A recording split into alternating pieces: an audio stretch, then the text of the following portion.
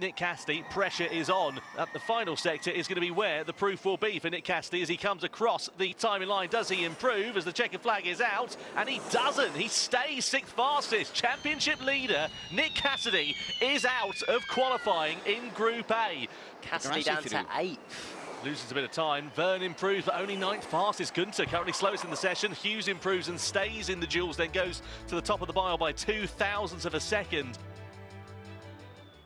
As the checkered flag is now out, Caio Collet will finish 7th in his first ever Formula E qualifying session. What about Sasha Fenestraz? Needs to out-qualify his teammate and doesn't do so by a couple of hundredths of a second. Nick de Vries, as we saw, fastest in that first sector. Loses time, though, in the second and third as he comes over the line 11th quickest. Pascal Wehrlein, though, hasn't made it. He is out of qualifying in the group stages. He will not go through into the dual stages here in Portland.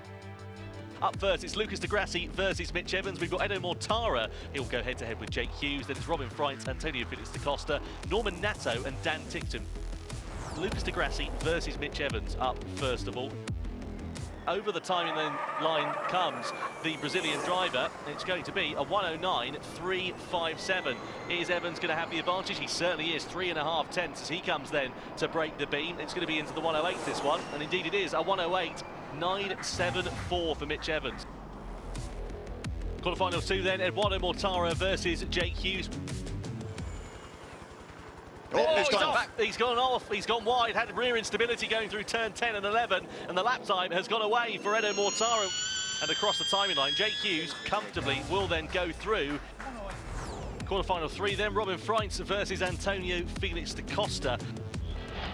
Here is where we saw things go wrong for Edo Mortara a few minutes ago. Oh, he's wide though for da Costa. That could cost him a bit of time possibly here, and the stewards might be having a look at that for track limits possibly as well. Out of the final quarter, it's going to be very close here between these two drivers. Da Costa versus Freitz, and Freitz has done it then. Da Costa chucks it away. Well, what about quarterfinal 4? Norman Nato versus Dan Tickton. Nato comes over the line. It's a 109 flat, so not the quickest time that we've seen so far, but a pretty handy lap time nonetheless. Tickton there, you can see him scrubbing speed off. He's picked up a bit of time in that final sector, so it's certainly not over here for Dan Tickton versus Norman Nato. As we come, though, to the line, he's just going to miss out by under 1/10 of a second. So it's Evans versus Hughes in semi-final 1, then Norman Nato versus Robin Freitz in semi-final 2.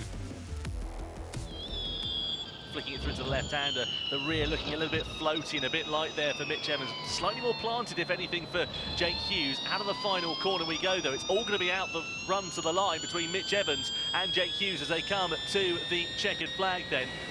Mitch Evans then does go forwards into the finals. Semi-final 2 then, Norman Nato versus Robin Freitz. Long time ago, but he's chucked it away in that first corner. A big snap of oversteer. As Nato comes over the line at 108.810, so not the fastest time overall that we've seen so far here today, but not far away at all. Freitz has picked up, again, time in that second and third sector, but ultimately it is not going to be enough for the Dutchman to depose Norman Nato. So it will be Norman Nato, who's not had a pole position so far this season, who'll go head-to-head with Mitch Evans in the finals. Find your braking point and head in towards turn 1. Get the car rotated. Couple of bites of the cherry there. Yeah, a little bit tentative from Mitch Evans there on the way down into turn 1 and that heavy braking zone that we've got there. First sector from Norman Nato, not quite as good as what he did in the semi-final, but still a strong first start to the lap for him. 26.7 then for Norman Nato is the time in the first sector. We wait for Mitch Evans as he makes his way through. You can see him there, bottom right-hand corner of the screen.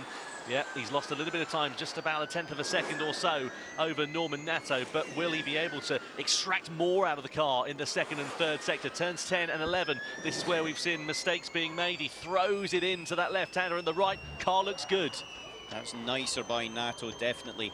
But look at the time of Evans in that middle sector. It's nearly 2.5 tenths quicker. Evans has gathered up a lot of time in this second sector then. Nato comes to the timing line to break the beam. It's a 109 flat. It's certainly not the fastest time we've seen. Mitch Evans on an absolute flyer, ready to try and take 3 points and pole position this afternoon here in Portland. He comes to the timing line. Is it pole number 2 of 2024? It certainly is. Mitch Evans and Jaguar TCS Racing have done it here in Portland. 3 points on the board, closing that deficit down to Pascal Wehrlein in the championship as well.